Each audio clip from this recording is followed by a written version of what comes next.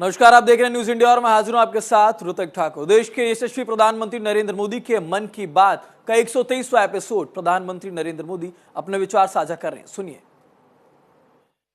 आप सबका स्वागत है, अभिनंदन है। आप सब इस समय योग की ऊर्जा और अंतर्राष्ट्रीय योग दिवस की स्मृतियों से भरे होंगे। इस बार भी 21 जून को देश दुनिया के करोड़ों लोगों ने अंतर्राष्ट्रीय योग दिवस में हिस्सा लिया। आपको याद है, 10 साल पहले इसका प्रारंभ हुआ और 10 साल में ये सिलसिला हर साल पहले से भी ज्यादा भव्य बनता जा रहा है। ये इस बात का भी संकेत है कि ज्यादा से ज्यादा लोग अपने दैनिक जीवन में योग को अपना रहे हैं। हमने इस बार योग दिवस की कितनी ही आकर्षक तस्वीरें देखी हैं। विशाखापत्तनम के समुद्र तट पर 3 लाख लोगों ने एक साथ योग किया। विशाखापत्तनम से ही एक और अद्भुत दृश्य सामने आया। 2000 से ज्यादा आदिवासी छात्रों ने 108 मिनट तक 108 सूर्य नमस्कार किए। सोचिए, कितना अनुशासन, कितना समर्पण रहा होगा। हमारे नौसेना के जहाजों पर भी योग की भव्य झलक दिखी। तेलंगाना में 3000 दिव्यांग साथियों ने एक साथ योग शिविर में भाग लिया। उन्होंने दिखाया कि योग किस तरह सशक्तिकरण का माध्यम भी है। दिल्ली के लोगों ने योग को स्वच्छ यमुना के संकल्प से जोड़ा और यमुना तट पर जाकर योग किया। जम्मू कश्मीर में चिनाब ब्रिज, जो दुनिया का सबसे ऊंचा रेलवे ब्रिज है, वहां भी लोगों ने योग किया। हिमालय की बर्फीली चोटियां और आईटीबीपी के जवान, वहां भी योग दिखा। साहस और साधना साथ साथ चले। गुजरात के लोगों ने भी एक नया इतिहास रचा। वडनगर में 2121 लोगों ने एक साथ भुजंगासन किया और नया रिकॉर्ड बना दिया। न्यूयॉर्क, लंदन, टोक्यो, पेरिस, दुनिया के हर बड़े शहर से योग की तस्वीरें आई और हर तस्वीर में एक बात खास रही: शांति, स्थिरता और संतुलन। इस बार की थीम भी बहुत विशेष थी। Yoga for one earth one health, यानी एक पृथ्वी एक स्वास्थ्य।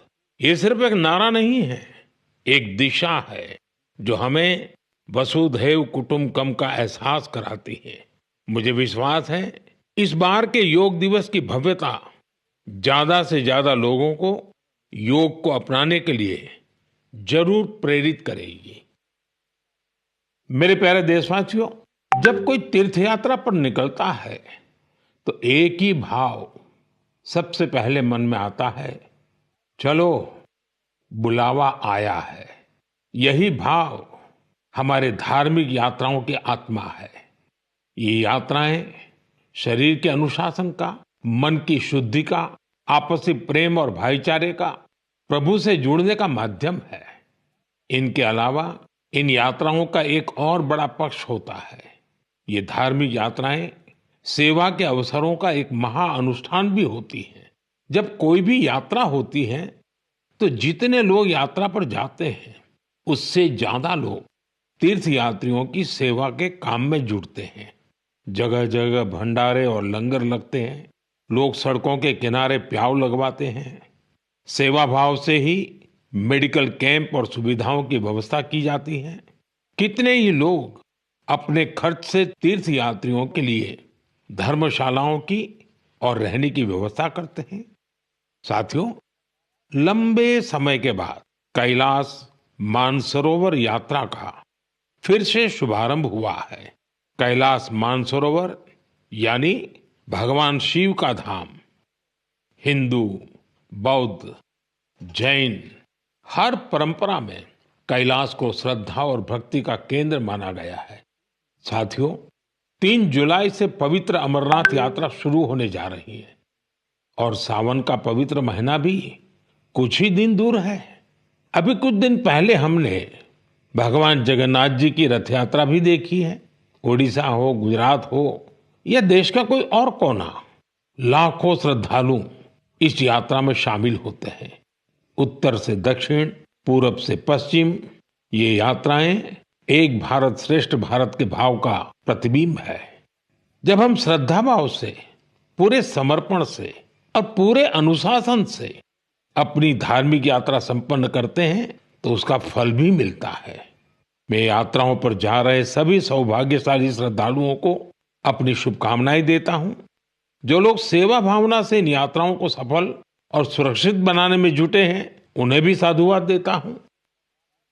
मेरे प्यारे देशवासियों, अब मैं आपको देश की दो ऐसी उपलब्धियों के बारे में बताना चाहता हूं जो आपको गर्व से भर देंगी। इन उपलब्धियों की चर्चा वैश्विक संस्थाएं कर रही हैं। WHO यानी विश्व स्वास्थ्य संगठन और ILO यानी इंटरनेशनल लेबर ऑर्गेनाइजेशन ने देश की इन उपलब्धियों की भरपूर सराहना की है। पहली उपलब्धि तो हमारे स्वास्थ्य से जुड़ी है। आप में से बहुत से लोगों ने आंखों की एक बीमारी के बारे में सुना होगा, ट्रैकोमा। ये बीमारी बैक्टीरिया से फैलती है। एक समय था जब ये बीमारी देश के कई हिस्सों में आम थी। ध्यान नहीं दिया जाए तो इस बीमारी से धीरे धीरे आंखों की रोशनी तक चली जाती थी। हमने संकल्प लिया कि ट्रैकोमा को जड़ से खत्म करेंगे और मुझे आपको ये बताते हुए बहुत खुशी है कि विश्व स्वास्थ्य संगठन यानी WHO ने भारत को ट्रैकोमा फ्री घोषित कर दिया है। अब भारत ट्रैकोमा मुक्त देश बन चुका है।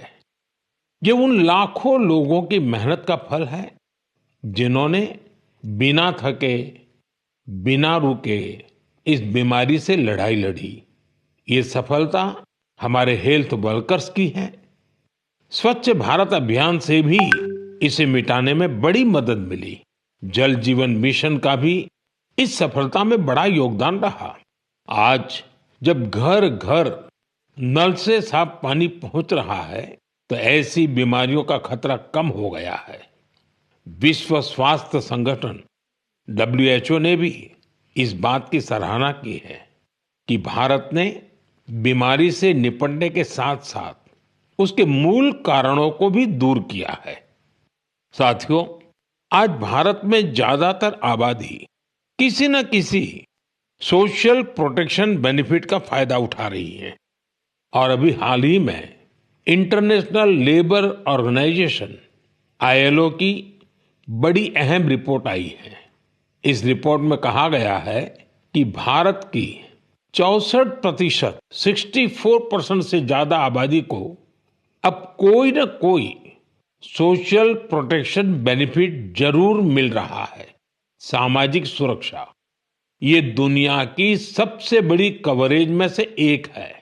आज देश के लगभग 95 करोड़ 95 करोड़ लोग किसी ना किसी सोशल सिक्योरिटी योजना का लाभ पा रहे हैं, जबकि 2015 तक 25 करोड़ से भी कम लोगों तक सरकारी योजनाएं पहुंच पाती थी। साथियों, भारत में स्वास्थ्य से लेकर सामाजिक सुरक्षा तक हर क्षेत्र में देश सैचुरेशन की भावना से आगे बढ़ रहा है। ये सामाजिक न्याय की भी उत्तम तस्वीर है। इन सफलताओं ने एक विश्वास जगाया है कि आने वाला समय और बेहतर होगा। हर कदम पर भारत और भी सशक्त होगा। मेरे प्यारे देशवासियों, जन भागीदारी की शक्ति से बड़े बड़े संकटों का मुकाबला किया जा सकता है। मैं आपको एक ऑडियो सुनाता हूं। इस ऑडियो में आपको उस संकट की भयावहता का अंदाजा लगेगा। वो संकट कितना बड़ा था, पहले वो सुनिए, समझिए। आखिर ये जो जुल्म हुआ 2 साल तक, जुल्म तो 5-7 साल से शुरू हो गया था। मगर वो शिखर पर पहुंच गया है 2 साल में, जब इमरजेंसी लोगों पर ठोक दी और अमानुषी बर्ताव लोगों के साथ किया गया। लोगों के स्वतंत्रता के हक छीन लिए गए, अखबारों को कोई स्वतंत्रता न रही, न्यायालय बिल्कुल निर्बल बना दिए गए और जिस ढंग से 1 लाख से ज्यादा लोगों को जेल में बंद कर दिए और फिर अपने मनमानी राज की ओर से होती रही, उसकी मिसाल दुनिया के इतिहास में भी मिलना मुश्किल है। साथियों, ये आवाज देश के पूर्व प्रधानमंत्री श्रीमान मोरारजी भाई देसाई की है। उन्होंने संक्षेप में लेकिन बहुत ही स्पष्ट तरीके से इमरजेंसी के बारे में बताया। आप कल्पना कर सकते हैं वो दौर कैसा था। इमरजेंसी लगाने वालों ने ना सिर्फ हमारे संविधान की हत्या की, बल्कि उनका इरादा न्यायपालिका को भी अपना गुलाम बनाए रखने का था। इस दौरान लोगों को बड़े पैमाने पर प्रताड़ित किया गया था। इसके ऐसे अनेक उदाहरण हैं जिन्हें कभी भी भुलाया नहीं जा सकता। जॉर्ज फर्नांडिस साहब को जंजीरों में बांधा गया था। अनेक लोगों को कठोर यातनाएं दी गई। मिसा के तहत किसी को भी ऐसे ही गिरफ्तार कर लिया जाता था। स्टूडेंट्स को भी परेशान किया गया। अभिव्यक्ति की आजादी का भी गला घोंट दिया गया। साथियों, उस दौर में जो हजारों लोग गिरफ्तार किए गए, उन पर ऐसे ही अमानवीय अत्याचार हुए। लेकिन ये भारत की जनता का सामर्थ्य है कि वो झुकी नहीं, टूटी नहीं और लोकतंत्र के साथ कोई समझौता उसने स्वीकार नहीं किया। आखिरकार जनता जनार्दन की जीत हुई। आपातकाल हटा लिया गया और आपातकाल थोपने वाले हार गए। बाबू जगजीवन राम जी ने इस बारे में बहुत ही सशक्त तरीके से अपनी बातें रखी थी। बहनों और भाइयों, पिछला चुनाव नहीं था, भारत की जनता का एक महान अभियान था। उस समय के परिस्थितियों को बदल देने का, तानाशाही के धारा को मोड़ देने का और भारत में प्रजातंत्र की बुनियाद को मजबूत कर देने का। अटल जी ने भी तब अपने ही अंदाज में जो कुछ कहा था वो भी हमें जरूर सुनना चाहिए।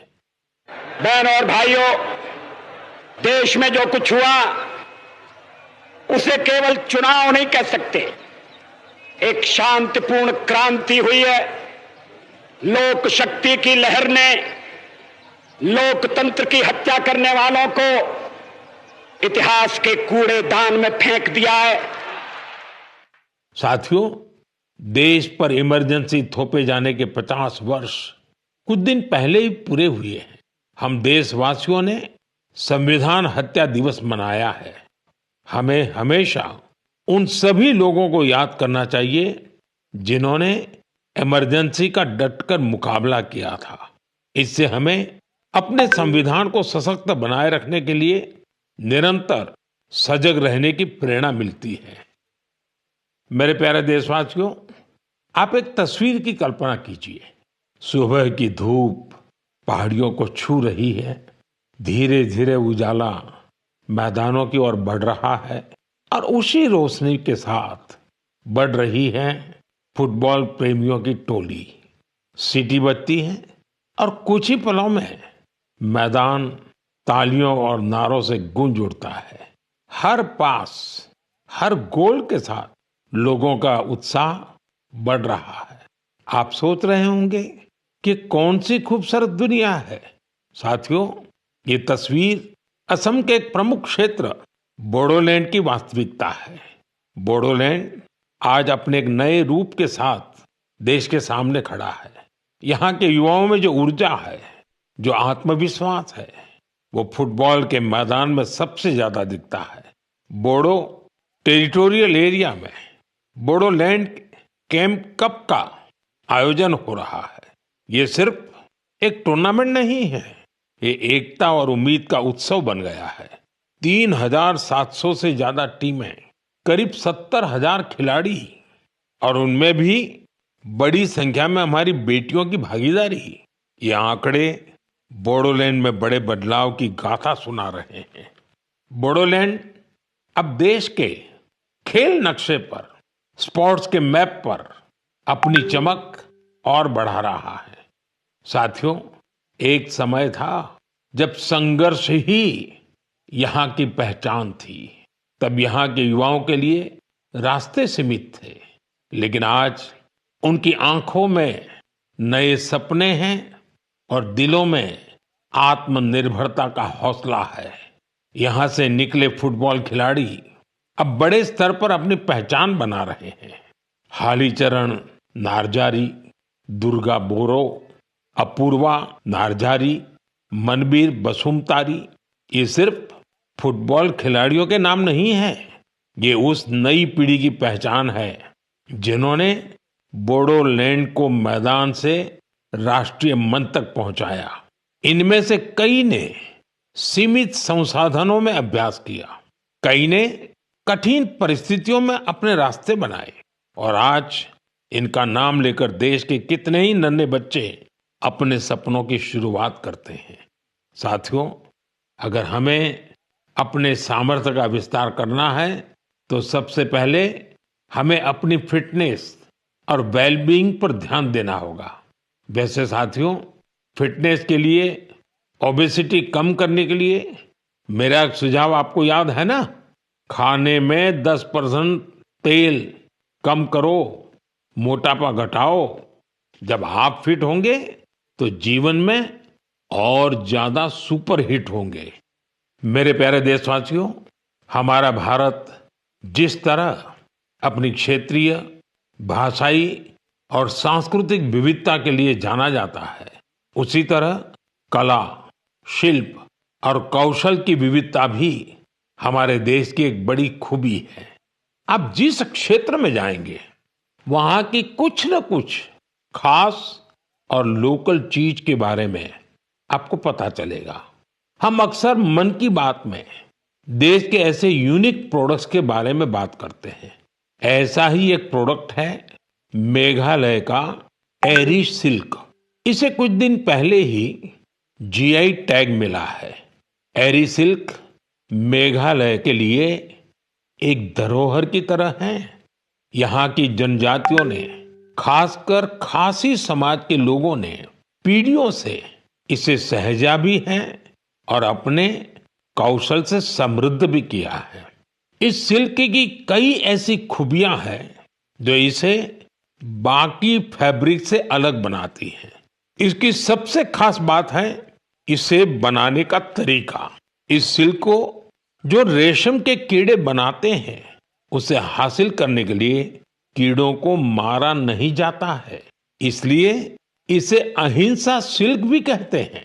आजकल दुनिया में ऐसे प्रोडक्ट्स की डिमांड तेजी से बढ़ रही है जिनमें हिंसा न हो और प्रकृति पर उनका कोई दुष्प्रभाव न पड़े। इसलिए मेघालय का एरी सिल्क ग्लोबल मार्केट के लिए एक परफेक्ट प्रोडक्ट है। इसकी एक और खास बात है, ये सिल्क सर्दी में गर्म करता है और गर्मियों में ठंडक देता है। इसकी एक खूबी इसे ज्यादातर जगहों के लिए अनुकूल बना देती है। मेघालय की महिलाएं अब सेल्फ हेल्प ग्रुप के जरिए अपनी इस धरोहर को और बड़े स्केल पर आगे बढ़ा रही हैं।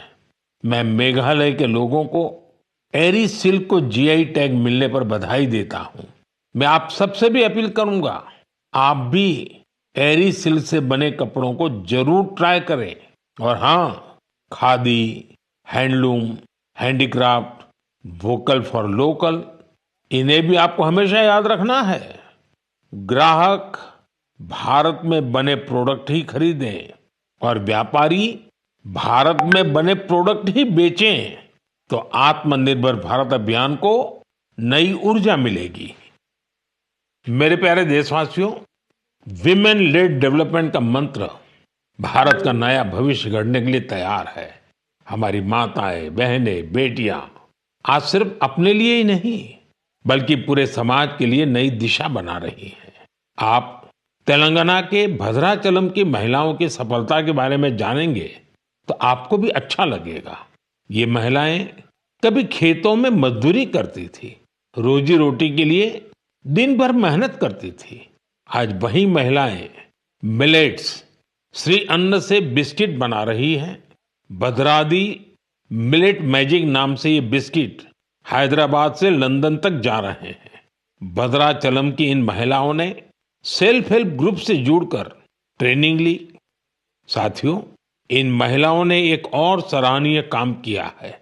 इन्होंने गिरी सैनिटरी पैड्स बनाना शुरू किया। सिर्फ 3 महीने में 40,000 पैड्स तैयार किए और उन्हें स्कूलों और आसपास के ऑफिसों में पहुंचाया, वो भी बहुत ही सस्ती कीमत पर। साथियों, कर्नाटका के कलबुर्गी की महिलाओं की उपलब्धि भी बेहतरीन है। इन्होंने ज्वार की रोटी को एक ब्रांड बना दिया है। इन्होंने जो कोऑपरेटिव बनाई है उसमें हर रोज 3,000 से ज्यादा रोटियां बन रही है। इन रोटियों की खुशबू अब सिर्फ गांव तक सीमित नहीं है। बेंगलुरु में स्पेशल काउंटर खुल चुका है। ऑनलाइन फूड प्लेटफॉर्म पर ऑर्डर आ रहे हैं। कलबुर्गी की रोटी अब बड़े शहरों के किचन तक पहुंच रही है। इसका बहुत शानदार असर इन महिलाओं पर पड़ा है। उनकी आय बढ़ रही है। साथियों, अलग अलग राज्यों की इन गाथाओं में अलग अलग चेहरे हैं, लेकिन उनकी चमक एक जैसी है। ये चमक है आत्मविश्वास की, आत्मनिर्भरता की। ऐसा ही एक चेहरा है मध्य प्रदेश की सुमा उइके। सुमा जी का प्रयास बहुत सराहनीय है। उन्होंने बालाघाट जिले के कटंगी ब्लॉक में सेल्फ हेल्प ग्रुप से जुड़कर मशरूम की खेती और पशुपालन की ट्रेनिंग ली। इससे उन्हें आत्मनिर्भरता की राह मिल गई। सुमा उइके की आय बढ़ी तो उन्होंने अपने काम का विस्तार भी किया। छोटे से प्रयास से शुरू हुआ ये सफर अब दीदी कैंटीन और थर्मल थेरेपी सेंटर तक पहुंच चुका है। देश के कोने कोने में ऐसी ही अनगिनत महिलाएं अपना और देश का भाग्य बदल रही हैं। मेरे प्यारे देशवासियों, पिछले दिनों मुझे वियतनाम के बहुत से लोगों ने विभिन्न माध्यमों से अपने संदेश भेजे। इन संदेशों की हर पंक्ति में श्रद्धा थी, आत्मीयता थी। उनकी भावनाएं मन को छूने वाली थी। वो लोग भगवान बुद्ध के पवित्र अवशेषों, रिलिक्स के दर्शन कराने के लिए भारत के प्रति अपना आभार प्रकट कर रहे थे। उनके शब्दों में जो भाव थे वो किसी औपचारिक धन्यवाद से बढ़कर थे। साथियों, मूल रूप से भगवान बुद्ध के इन पवित्र अवशेषों की खोज आंध्र प्रदेश में पालनाडु जिले के नागार्जुन कोंडा में हुई थी। इस जगह का बौद्ध धर्म से गहरा नाता रहा है। कहा जाता है कि कभी इस स्थान पर श्रीलंका और चीन सहित दूर दूर के लोग आते थे। साथियों, पिछले महीने भगवान बुद्ध के इन पवित्र अवशेषों को भारत से वियतनाम ले जाया गया था। वहां के 9 अलग अलग स्थानों पर इन्हें जनता के दर्शन के लिए रखा गया। भारत की पहल एक तरह से वियतनाम के लिए राष्ट्रीय उत्सव बन गई। आप कल्पना कर सकते हैं, करीब 10 करोड़ लोगों की आबादी वाले वियतनाम में 1.5 करोड़ से ज्यादा लोगों ने भगवान बुद्ध के पवित्र अवशेषों के दर्शन किए। सोशल मीडिया पर जो तस्वीरें और वीडियो मैंने देखे, उन्होंने ये एहसास कराया कि श्रद्धा की कोई सीमा नहीं होती। बारिश हो, तेज धूप हो, लोग घंटों कतारों में खड़े रहे। बच्चे, बुजुर्ग, दिव्यांगजन सभी भाव विभोर थे।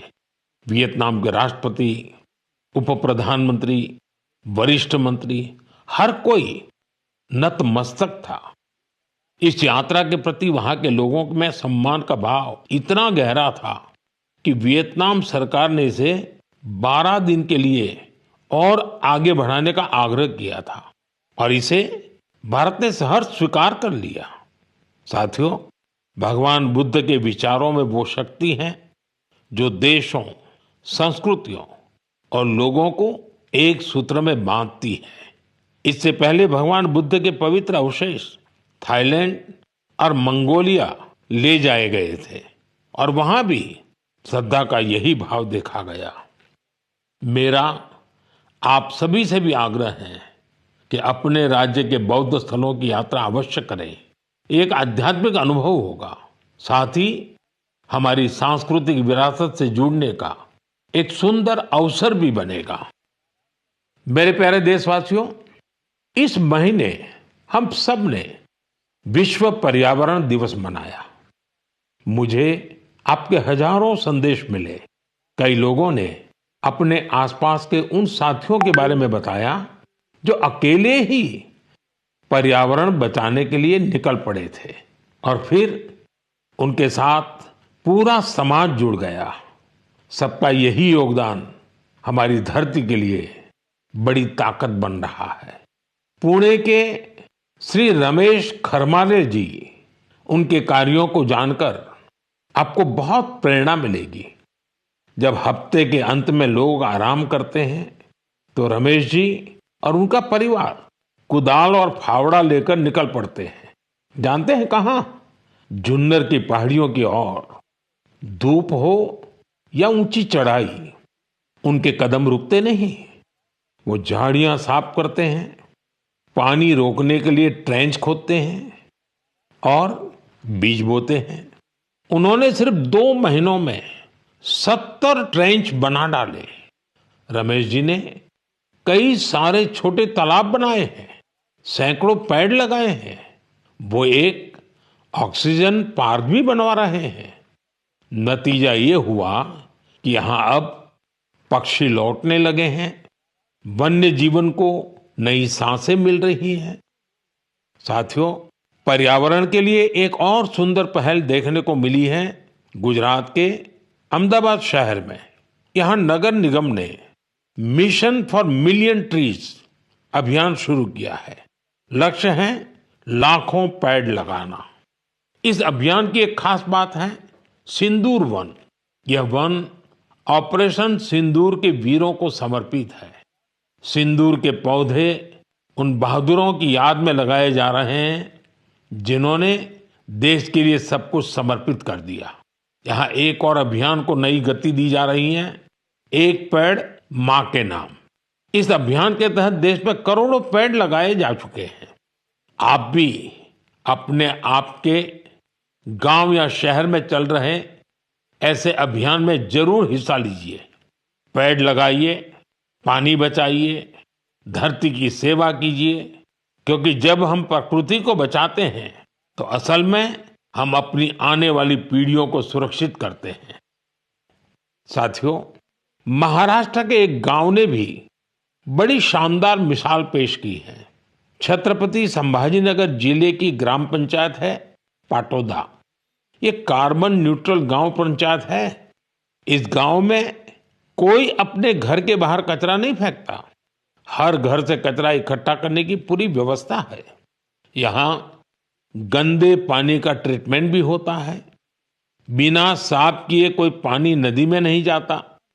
यहाँ उपलों से अंतिम संस्कार होता है।